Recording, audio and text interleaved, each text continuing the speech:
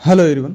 आज की इस शॉर्ट क्लास के अंदर अपने डिस्कस करेंगे लामा के बारे में, डामा के बारे में, सामा के बारे में, डीओपीआर के बारे में और रेफर के बारे में। सबसे पहले अपने बात करते हैं लामा के बारे में। लामा क्या है? लेफ्ट अगेंस्ट या leave against medical advice. Patient के रिलेटिव मेडिकल एडवाइस के अगेंस्ट विदाउट डॉक्टर की परमिशन से जो पेशेंट को जो है घर पे लेके चले जाते हैं उसको बोलते हैं लामा। उसके बाद में अपने बात करते हैं डामा की। डामा क्या है? Discharge against medical advice. इसके अंदर भी डॉक्टर की कोई परमिशन नहीं होती। हो सकता है पेशेंट को 2 दिन और एडमिट रखना पड़े विदाउट डॉक्टर की परमिशन से, और मेडिकल एडवाइस के अगेंस्ट जो है पेशेंट को घर पे लेके चले जाते हैं पेशेंट के रिलेटिव, उसको बोलते हैं डामा। पर इसके अंदर क्या होता है? डॉक्यूमेंटेशन होता है।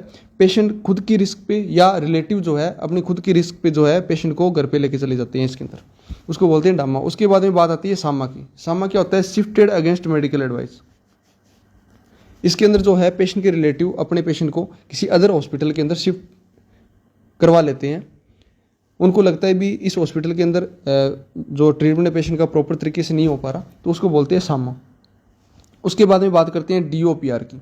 इसके अंदर क्या है कि डिस्चार्ज ऑन पेशेंट रिक्वेस्ट। यदि पेशेंट रिक्वेस्ट कर रहा है, भी पेशेंट को लग रहा है भी मैं स्टेबल हूँ, और पेशेंट के रिलेटिव को लग रहा है भी पेशेंट हमारा स्टेबल है, ठीक है, तो पेशेंट और पेशेंट के रिलेटिव यदि डॉक्टर से रिक्वेस्ट करें डिस्चार्ज के लिए, और डॉक्टर को भी लगे भी ये पेशेंट जो है लो रिस्क पे है और पेशेंट अभी स्टेबल है, तो उसको डिस्चार्ज कर दिया जाता है। उसको बोलते हैं डीओपीआर। उसके बाद में बात करते हैं रेफर की।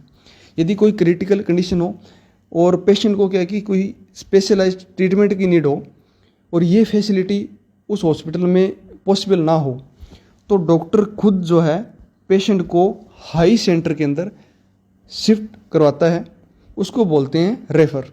तो आपने बात की थी लामा के बारे में, डामा के बारे में, सामा के बारे में और डीओपीआर के बारे में। और